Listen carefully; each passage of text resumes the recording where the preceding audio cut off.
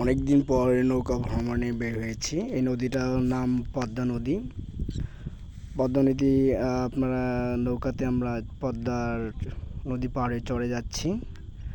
এই নদী অনেকে সর্বশান্ত করে ফেলেছে অনেক জায়গায়, কিন্তু এটা রাজশাহী শহরে পুরাটাই হচ্ছে কংক্রিটের বাঁধ দিয়ে রক্ষা করা। আপনাদের পিছনে দেখতে পাচ্ছেন নৌকা এবং নৌকার মাঝি, এবং পিছনে যে দেখতে পাচ্ছেন এটা রাজশাহী শহর বাঁধ দিয়ে বাঁধা। এটা হচ্ছে এই জাহাজ ঘাট ছিল, এখন জাহাজ এখানে থামে না, এখন নৌকা চলাচল করে। নৌকার আপনার পানি দেখতে পাচ্ছেন, পানিটাও অনেক শুকিয়ে যায় এই সময়। আমরা সূর্য অস্ত যাওয়ার সময় আমি নৌকা ভ্রমণ করছি, হঠাৎ করেই আসা, তো ভালো লাগলো। পানি দেখতে পাচ্ছেন, অনেক কিছু আমাদের বড় ভাইয়ের সাথে পানি নৌকা দেখেন, নৌকা দ্রুত গতিতে পানিকে দুধারে অতিক্রম করে চলছে। এই নদীটা আপনারা অনেকেই জানেন ভারত থেকে এসছে। ভারতের নাম হচ্ছে গঙ্গা।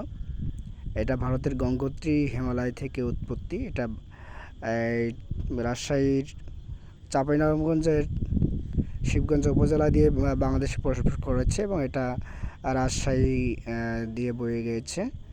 এটা রাজশাহী তাই পদ্মা নদীর তীরে অবস্থিত। তো এইখানে খুবই একটা চমৎকার দৃশ্য দেখতে পাচ্ছেন। আমরা এটা চরের দৃশ্য দেখতে পাচ্ছি, যে এই চরটা পার হওয়ার পরেই আমরা কি পাবো, এটা ভারত, যেটা বাংলাদেশের সব প্রায় চতুর্দিকেই রয়ে গেছে ভারত। ভারতের ভারতের পাশেই রাজশাহী শহর।